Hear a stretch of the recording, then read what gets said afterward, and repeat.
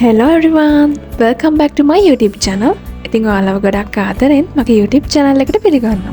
ඉතින් අද හදන්න යන්නේ කිලෝ 1.5ක රසම රස කොෆි කේක් එකක්. අපි බලමු කොහොමද හදාගන්නේ කියලා. ඉතින් සාමාන්‍යයෙන් අපි කිලෝ 1ක කේක් එකක් හදාගන්නවා නම් බටර්, සීනි, බිත්තර, පිටි ග්‍රෑම් 250 ගානේ ගන්නවානේ. ඉතින් අද මම හදාගන්නේ කිලෝ 1.5ක කේක් බැටර් එකක් හින්දා මේ වලින් ග්‍රෑම් 375 ගානේ අරගෙන තියෙනවා. මුලින්ම ගත්ත පාන් පිටි ටිකට බේකින් පවුඩර් ටික එකතු කරගෙන හොඳට හලා ගන්න ඕනේ. ඊළඟට අපි මේ පාන් පිටි ටික පාවිච්චි කරනකම් හොඳට කවර් කරලා තියාගන්න ඕනේ. දැන් මම කොෆි කේක් එක හදාගන්න ඕනේ වෙන කෝපි මිශ්‍රණය හදාගන්නයි යන්නේ. ඉතින් මම අද Nescafe අරගෙන තියෙන්නේ. Nescafe වලින් මේස හැටි 2.5ක් එකතු කරගන්නවා. ඊළඟට ඒකට වතුර වලින් මේස හැටි 1.5ක් එකතු කරගෙන හොඳට කෝපි ටික දිය කරගන්න ඕනේ.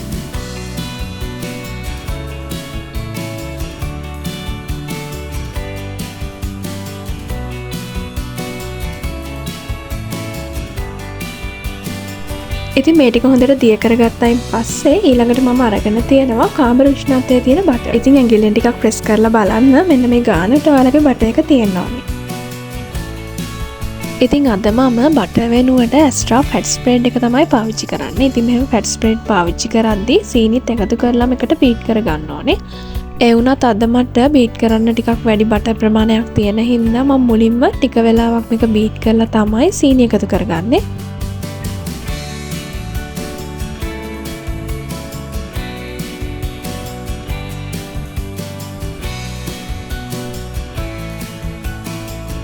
ඊළඟට මම සීනි එකතු කරගද්දී කොටස් දෙකකට තමයි සීනි ටික එකතු කරගන්නේ.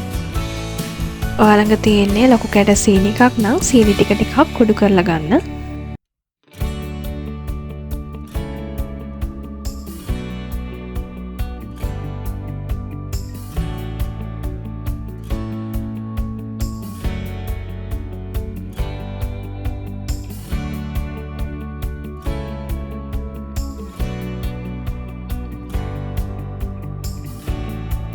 දාගත්ත සීනි ටික හොඳට බටර් එකත් එක්ක මිශ්‍ර වුණායින් පස්සේ ඊළඟට මම ඉතුරු සීනි ටිකත් එකතු කරගන්නවා.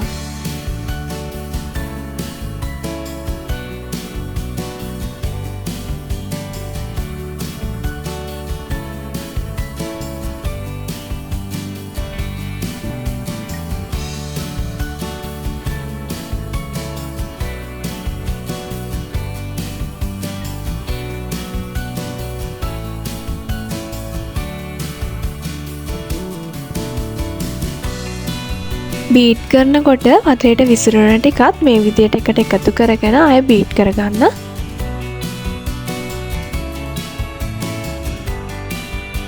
ඉතින් ඔයාලා පාවිච්චි කරේ පොඩි කැට සීනි එකක් නම් විනාඩි 4ක් විතර මේ විදියට බීට් කරනකොට ඔයාලා ගත්ත සීනි වලින් 80ක් විතර දිය වෙලා තියෙන්නේ.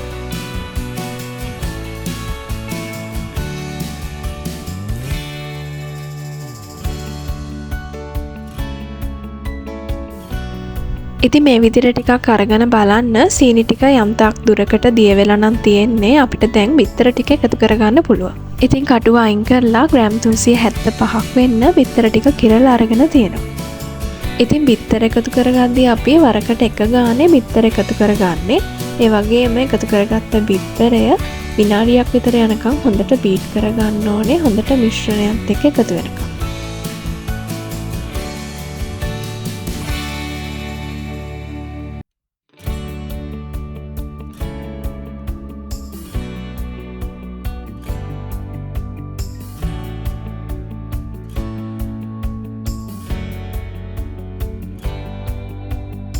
ඉතින් ඉතුරු බිත්තර ටිකත් මේ විදිහට බැටර් එකට එකතු කරගන්න මම වීඩියෝ එක ටිකක් ස්පීඩ් දාලා තියෙන්නේ.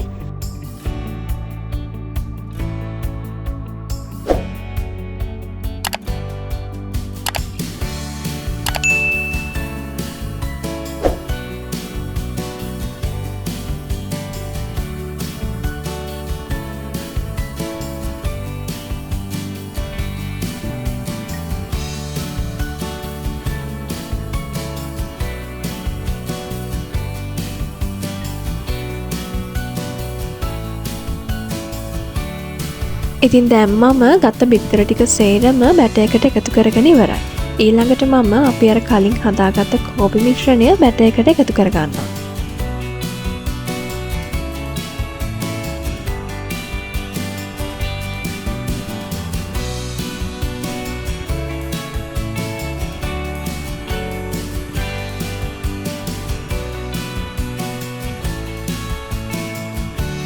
ඊළඟට වැනිලා වලින් තේ හැඳි 2ක් එකතු කරගන්නවා.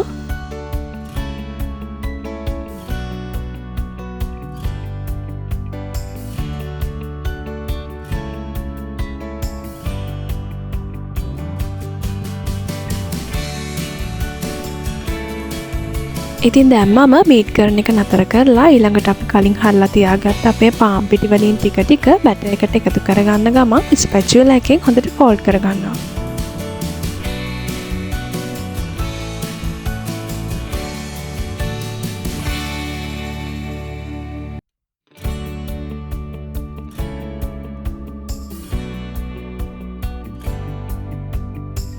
ඉතින් මෙහෙම ෆෝල්ඩ් කරගන්න අතරතුර බැටර් එකේ තද ගතියක් ඔයාලට දැනෙනවා නම් කිරි ටිකක් එකතු කරගෙන ෆෝල්ඩ් කරගන්න.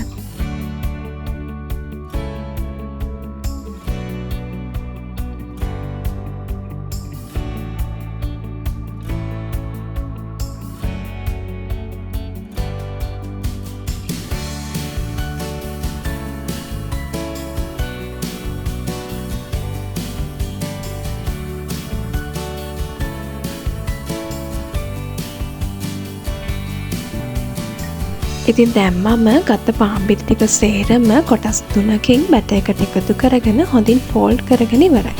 ඉතින් දැන් අන්තිමටම මම ෆ්‍රෙෂ් මිල්ක් වලින් තේ හැඳි 2ක් බැටර් එකට එකතු කරගන්නවා.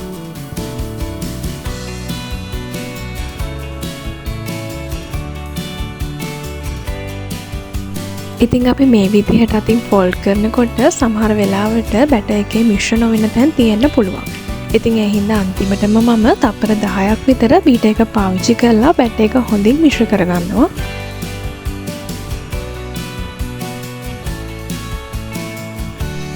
දැන් අපේ කොෆි කේක් බැටර් එක හදාගෙන ඉවරයි. අද මම කේක් එක බේක් කරන්න අඟල් 11 තැටිය අරගෙන තියෙනවා.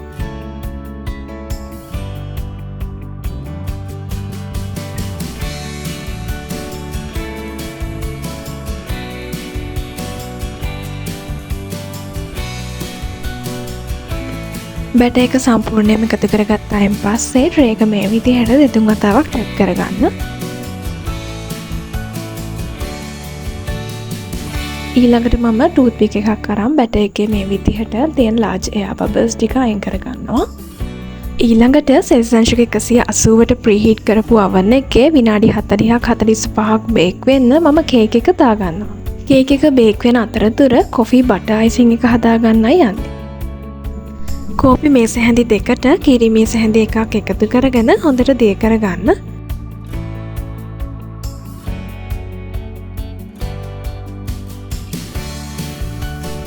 ඊළඟට මම මෙතන කාමර උෂ්ණත්වයේ තියෙන බටර් වලින් ග්‍රෑම් 100ක් අරගෙන තියෙනවා.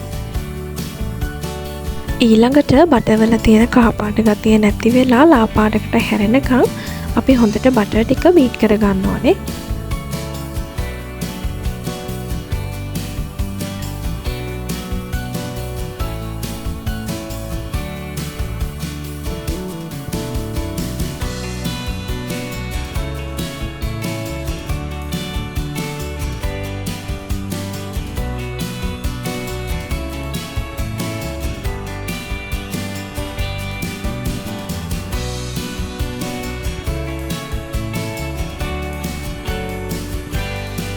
ඊළඟට හලාගත් අයිසින් ෂුගර් වලින් ග්‍රෑම් 200ක් අරගෙන තියෙනවා. ඉතින් අයිසින් ෂුගර් ටික අනිවාර්යයෙන්ම හලලා අරගන්න. එතකොට අපිට කැට නැති ස්මූත් අයිසින් එකක් හදාගන්න පුළුවන්. දැන් අයිසින් ෂුගර් එකෙන් ටික ටික එකතු කරගන්න ගමන් හොඳට බීට් කරගන්න.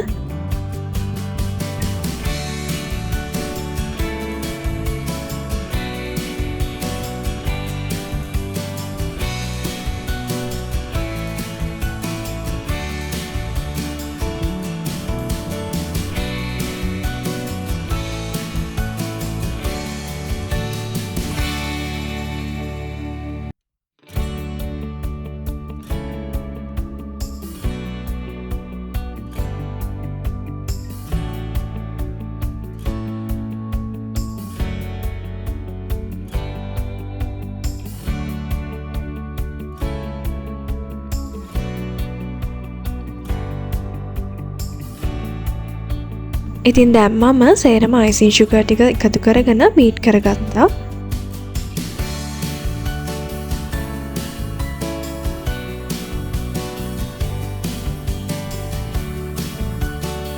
දැන් මම අපි කලින් හදාගත්ත කෝපි මිශ්‍රණයෙන් ටිකක් icing එකට එකතු කරගන්නවා.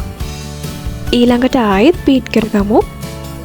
හදාගත්ත කෝපි මිශ්‍රණේ චුට්ටක් ඉස්සෙල්ලාම එකතු කරගන්න කිව්වේ මොකද ඔයාලා පාවිච්චි කරන කොෆි බ්‍රෑන්ඩ් එකයි මම පාවිච්චි කරන කොෆි බ්‍රෑන්ඩ් එකයි ಜಾති දෙකක් වෙන්න පුළුවන්. ඒ වගේම සමහර කොෆි ಜಾති තියෙනවා චුට්ටක් එකතු කරගත්තත් කොෆි රසය වැඩිපුර එනවා.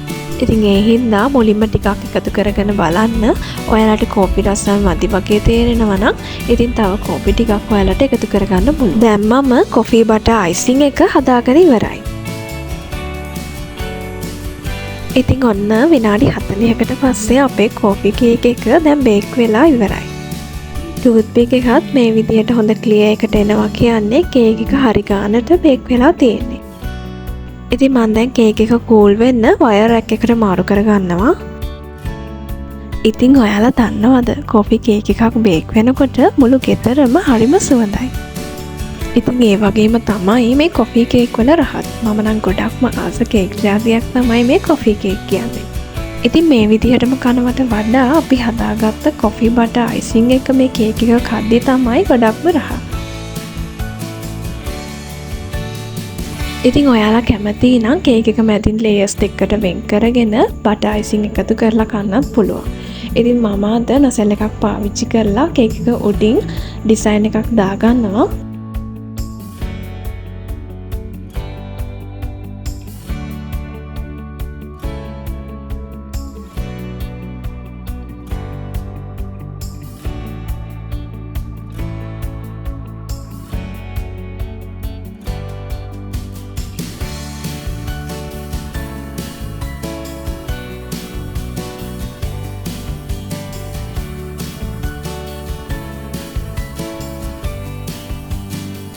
ඉතින් ඔන්න දැන් අපේ කොෆි කේක් එක හදාගෙන ඉවරයි. ඉතින් ඔයාලටත් මේ වගේ රසම රස කොෆි කේක් එකක් ගෙදරදීම ලේසියෙන්ම හදාගන්න පුළුවන්. ඉතින් අනිවාර්යෙන්ම හදලා බලන්න. මේ වගේම තවත් රසවත් රෙසිපි එකකින් ඔයාලව හමු වෙන්න. එතකන් ඔයාලට සුබම සුබ දවසක්.